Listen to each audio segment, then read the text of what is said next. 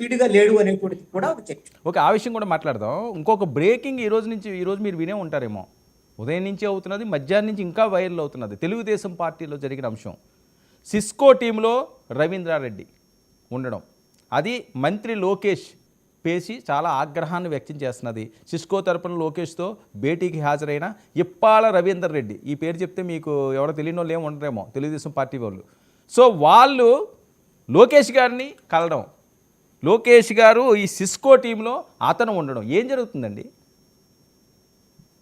ఇక్కడ ఒక అంశం అండి వర్మ గారు, ఏంటి అనంటే ఈ ఇప్పాల రవీందర్ రెడ్డి అనంటే అందరికీ తెలుసు అనేటువంటి విషయం. ఎప్పుడు బహుశా మనం విజయ్ గారిని అడిగాం అనుకోండి, తెలుగుదేశం పార్టీ లీడరు, ఎస్ తెలుగు సోషల్ మీడియాలో ఇంతకుముందు వైసీపీలో ఉన్నప్పుడు ఆయన సోషల్ మీడియా ఎలా చేశాడు, అంత అప్పుడు ప్రతిపక్షంలో ఉన్న వాళ్ళని ఎలా తిట్టించాడు, ఏం చేశాడు, ఇవన్నీ కూడా అందరికీ తెలుసట. కానీ నారా లోకేష్కి తెలియదట.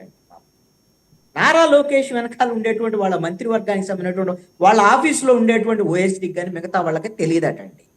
ఈ పెద్ద చర్చ జరుగుతున్నటువంటి నేపథ్యంలో ఇప్పుడు ఒక కంపెనీకి సంబంధించినటువంటి ప్రతినిధుల బృందం ఆంధ్రప్రదేశ్ ప్రభుత్వానికి సంబంధించినటువంటి ఒక మంత్రిని కలిశారండి. ఆ కంపెనీలో ప్రతినిధుల బృందం ఎవరుండాలి, ఏంటి, వాళ్ళ కంపెనీకి సంబంధించినటువంటి వ్యవహారం, ఆ కంపెనీతో ప్రభుత్వం ఒప్పందం చేసుకోవాలా, ప్రజలకు సంబంధించినటువంటి వ్యవహారం అని ప్రభుత్వానికి కంపెనీకి సంబంధించినటువంటి వ్యవహారం. అలాగని వైఎస్ఆర్ కాంగ్రెస్ పార్టీ సోషల్ మీడియాలో ఉన్న అతను లేకపోతే ఇంకొకతను ఆ కంపెనీలో ఉంటే ఒకవేళ ఈ విధమైనటువంటి ఇబ్బంది ఉంటే ఇది ప్రభుత్వానికి సంబంధించినటువంటి వ్యవహారం అండి, కంపెనీకి సంబంధించినటువంటి వ్యవహారం, వీళ్ళిద్దరి మధ్య జరిగినటువంటి డెవలప్మెంట్కి సంబంధించినటువంటి వ్యవహారం. దీంట్లో నారా లోకేష్ కలిసినంత మాత్రాన రాష్ట్రంలో ఉండేటువంటి ప్రజలకి ఏమి ఇబ్బంది లేదండి.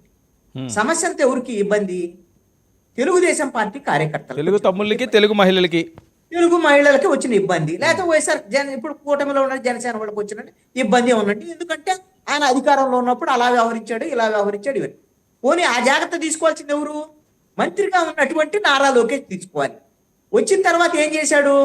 కలిశాడు, బాగానే ఉంది, అందరితో మాట్లాడుకున్నాడు, వెళ్ళిపోయిన తర్వాత ఏంటి, ఈ విధంగా ఇతను ఉన్నాడు, ఇతను మా వాళ్ళని తిట్టాడు, ఇది చేశాడు, మీ సిస్కోతో మా ప్రభుత్వం అయితే ఒప్పందం ఇదేని కొనసాగింది, భవిష్యత్తులో ప్రభుత్వంతో జరిగేటువంటి ఈ ఒప్పందానికి సంబంధించినటువంటి వ్యవహారంలో అతన్ని మాత్రం యాక్టివ్గా ఉంచొద్దు అని నారా లోకేష్ వాళ్ళ ఓఎస్డి ఆ సిస్కోకి సంబంధించినటువంటి కంపెనీ వాళ్ళకి రాశాడట.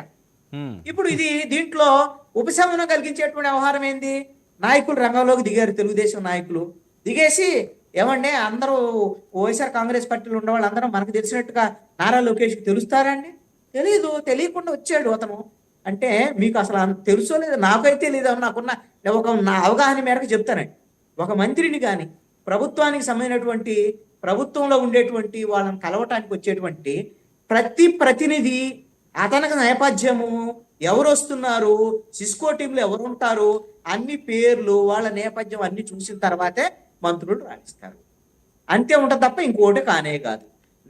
నా పరిశీలన ప్రకారంగా అయితే ఒక కంపెనీకి ప్రభుత్వానికి మధ్య జరిగినటువంటి ఒప్పందానికి సంబంధించినటువంటి వ్యవహారం, డెవలప్మెంట్కి సంబంధించినటువంటి వ్యవహారం. నేను ఒకటి అడుగుతానండి, పోలవరం ప్రాజెక్టు, ఆ ప్రాజెక్టు సమయంలో ఒక కంపెనీతో వైఎస్ఆర్ కాంగ్రెస్ పార్టీ ప్రభుత్వం ఒప్పందం చేసుకున్నది. అప్పుడు తెలుగుదేశము, జనసేన వీళ్ళందరికీ సంబంధించినటువంటి వాళ్ళు విమర్శలు చేశారు. ఆ కంపెనీ అవినీతికి పాల్పడింది, జగన్మోహన్ రెడ్డి అవినీతికి పాల్పడ్డాడు, ఆ కంపెనీని కొనసాగించడానికి వీల్లేదు, ఇవన్నీ కూడా చెప్పారు.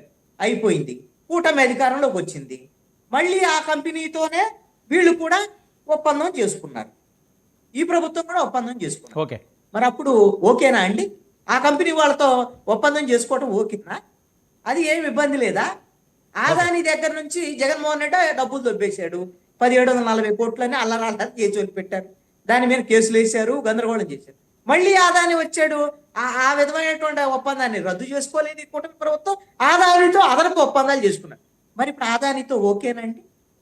మరి ఇప్పాల రవీందర్ రెడ్డితో మాత్రం మనకు ఓకే కదా కార్యకర్తలు చెబుతారు. కార్యకర్త